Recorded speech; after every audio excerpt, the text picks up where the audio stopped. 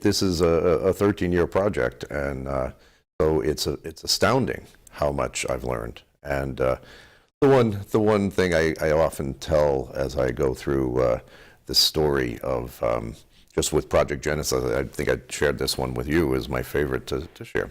And it's with the fall of Adam and Eve. Just it's a profound story, but Adam and Eve eat the fruit of the tree, and they realized they were naked. And what happens in the story is that they realize they're naked, they sew fig leaves, and then the next line is, and then God comes down at the breezy time of the day. Now, just to preface, it's a little bit of a developed story, but Gadi referenced that it was on a Friday that this happened. Well, how's a Friday? What does that mean, Friday? He said, well, it was on the 6th day Adam and Eve were created. Oh, that's interesting. It is a Friday, okay, but that's not when they fell. So after more discussion, he brought up the idea, the midrash there, that that when God came down at the breezy time of the day, that is late afternoon. That's a specific Hebrew phrase. It's not just means anytime the wind blows, just some day.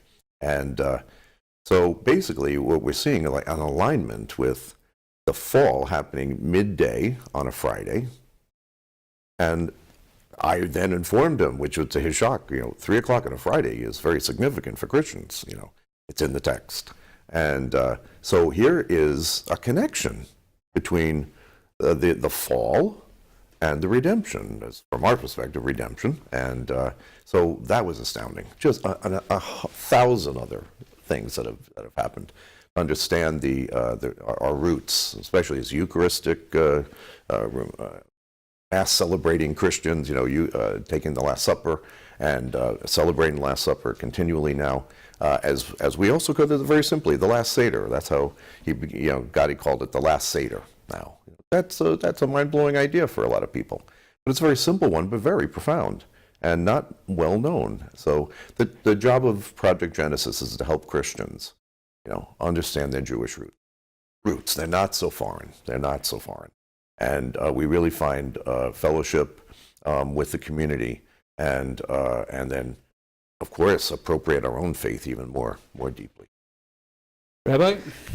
So I think the proof is in the pudding for me. 2 years into teaching together, I quit my job, my corporate job, and went into rabbinical school. So it means that when I was teaching Christians, I really was taught about my own faith. And it was like looking in the mirror. When you look in the mirror, you don't really see exactly how you look, but you look and you see some sort of image that reminds you of yourself. When we started, we thought, let's start talking about what we agree on. And 13 years later, we still are talking about what we agree on. And so we avoid conflict by first talking about what we agree on. And I think that we can continue like this for 1,000 years. And if we keep talking about what we agree on for 1,000 years, we'll forget to fight. This is the whole point of entering that ultimate Sabbath of before the fall. So the Midrash that Father Roy was talking about explains that Adam and Eve could have eventually eaten from the fruit of knowledge, although it was not ready yet. So if they had waited another 3 hours, basically 3 hours before sundown, so that makes it 3 o'clock, about 3 o'clock on a Friday, we would have entered the ultimate Sabbath. So 1 day in God's life is 1,000 years in our lives. So we would have entered that ultimate Sabbath of 1,000 years that we would have forgotten to even fight. So this is the ultimate idea. But getting back to the fourth child, I think it's very important because in the Seder, when we talk about the 4 children, so the first one is the wise, the second one is the wicked, the third one is the simple, and the fourth one is the one that does not know how to ask or can't ask. and there's a teaching about these 4 children that is very important and appropriate to what we do, is that these are 4 generations. The first child, just like, let's say, an Italian immigrant that come to America, and the first generation, they know, they're wise, they know the tradition, right? So they still look at themselves as they're part of that tradition. And the difference between the wise and the wicked is one thing. The wise still sees themselves, or himself or herself, as part of the tradition that their parents brought. The wicked knows everything too, but still starts to separate themselves from the tradition. He says, what is this tradition to you? The simple one is the generation that is neither here nor there, because they're already removed. But the 4th generation doesn't even know how to engage in a conversation. They don't even know the vocabulary to even engage in a conversation. And this has been really now that I look back on the first Seder we did, that person that couldn't ask, I understand that this became our mission to open up the conversation for them. So through opening up the conversation to them, I learned so much about my own faith. And of course, this is the result that I became a rabbi, and a rabbi of a congregation and a community that teaches not only Christians, but of course, Jews as well. Can I just add one thing? Sure, Another sure. very important thing about, especially like for the business community, as you're talking to this particular group, the beauty of Shabbat, the beauty of the Sabbath, has been totally lost in the United States at this point in time. And knowing Rabbi Gadi now and seeing how he celebrates the Sabbath and how important it is to rest, and how that has been totally obliterated in Western culture at this point. Sunday is just another day.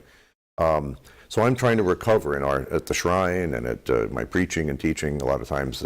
Let's remember the Sabbath, and God made us to enjoy his creation. We need to work on our relationships, our family.